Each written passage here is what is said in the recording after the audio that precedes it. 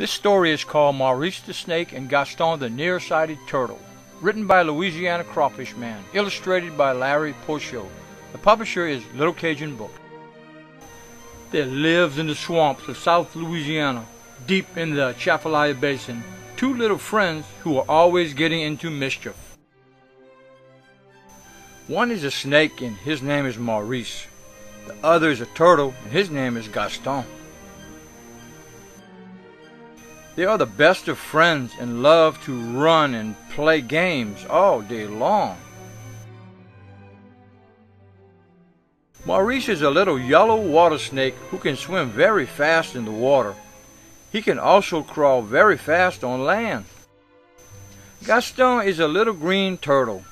He can swim in the water almost as fast as Maurice, but on land he moves very, very slow. Gaston has very poor eyesight, so he must wear glasses to see as well as the other turtles, but he really likes his glasses and he always wears them. Maurice and Gaston enjoy being with each other every chance they can. They love to go exploring through the swamp looking for new friends and places to play. One day they decided to go for a swim down the bayou. They were having such a good time swimming and laughing and playing that they didn't notice they were very far from home. And before they knew it, they were on the edge of the swamp next to where the fisherman people lived. "Maurice, we better go back home," said Gaston, but before he had finished speaking, he was quickly scooped up and could not move. Someone caught Gaston with a fishing net. It was a fisherman. The fisherman tried to catch Maurice, but he was too fast for him and quickly swam away. Yum, yum. The fisherman looked at Gaston and said, "Yum, yum, turtle soup tomorrow," and lifted him out of the net. Then he put him in a big dark sack. Gaston was very scared and was hiding in his shell, which is what turtles do when they are afraid. The fisherman tied the sack with a rope and put it in his pirogue.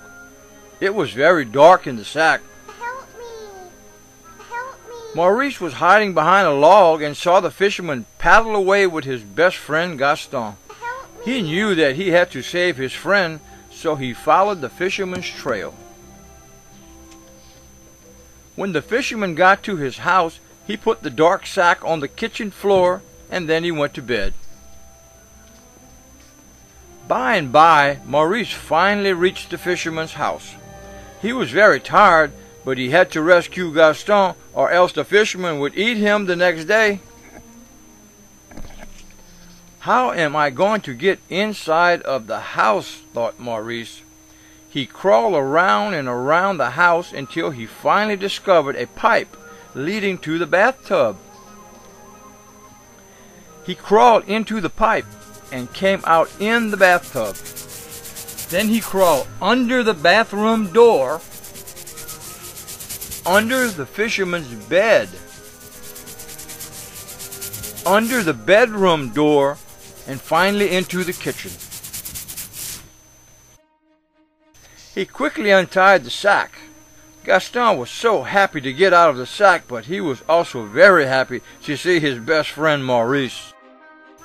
Maurice told him they must hurry before the fisherman woke up. They tried to leave, but Gaston's shell couldn't fit under the door. Then Maurice had an idea. He told Gaston to hide behind the chair next to the front door and to wait until the door was open. Maurice then crawled very quietly back under the bedroom door, under the bed, down the bathtub pipe, and finally around to the front of the house. He stood up as high as he could, and with the tip of his nose, he pressed the doorbell, which of course woke up the fisherman. Just as the fisherman opened the front door, Gaston ran down the porch as fast as his little feet could carry him.